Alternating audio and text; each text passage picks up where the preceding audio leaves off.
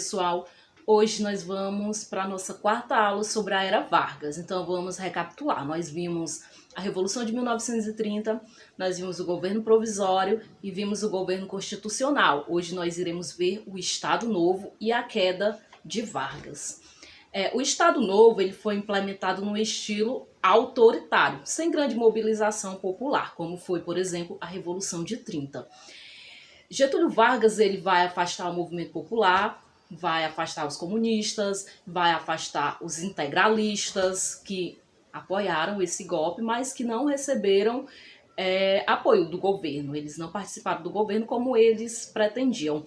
Então Vargas ele passa a governar de forma autoritária, com uma carta constitucional, como eu falei, a apelidada polaca, autoritária, que dá poderes para Getúlio Vargas, poderes inclusive de aceitar ou não o mandato de governadores eleitos democraticamente. Caso ele não aceitasse, ele poderia nomear interventores para os estados.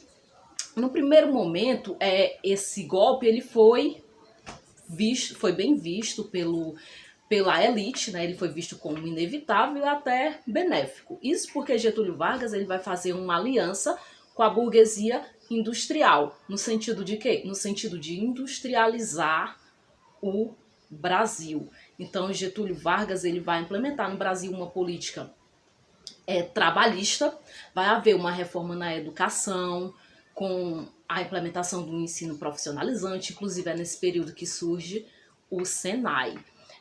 E Getúlio Vargas ele vai criar uma imagem de protetor dos trabalhadores e vai haver um forte controle da opinião pública. Então Getúlio Vargas ele mostra a sua face mais autoritária. E nesse mesmo período, na Europa, o que é que estava acontecendo? A partir de 1939, a Segunda Guerra Mundial, das potências europeias contra os estados fascistas. Então, se você for comparar o modelo autoritário de Getúlio Vargas, ele está mais inclinado para essas potências fascistas. Só que ideologicamente Getúlio Vargas ele tinha que estar alinhado a quem? Aos Estados Unidos. E isso é um dos fatores que vai fazer com que o governo Vargas caia.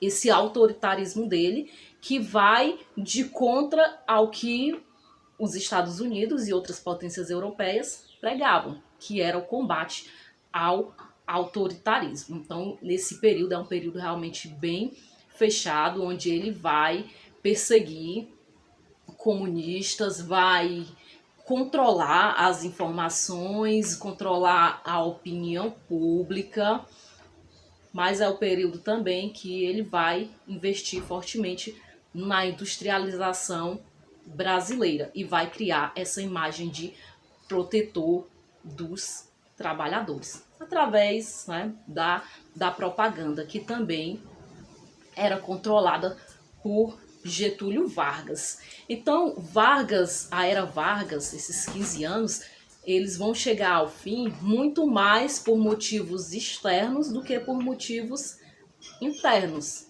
Como eu falei, o Brasil ele vai entrar na guerra, a opinião pública aí vai pressionar também Getúlio Vargas para entrar na guerra ao lado dos Estados Unidos, das potências que lutavam contra o fascismo, contra o autoritarismo.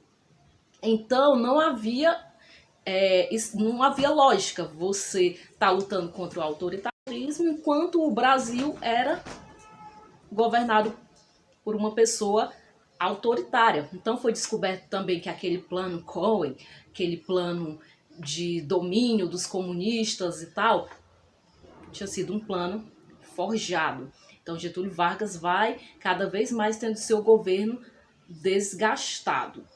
Então, em 2 de outubro de 45, Getúlio Vargas ele é deposto pelos militares, inclusive por militares que faziam parte do seu governo, do governo Vargas. Então Vargas ele é deposto e ele sai da cena política brasileira de forma provisória. Mais à frente ele vai voltar eleito democraticamente. Isso por quê, pessoal? Porque Getúlio Vargas, através da propaganda, ele vai forjar essa imagem de protetor dos trabalhadores, de pai dos pobres, enfim, mas isso é assunto para uma próxima aula.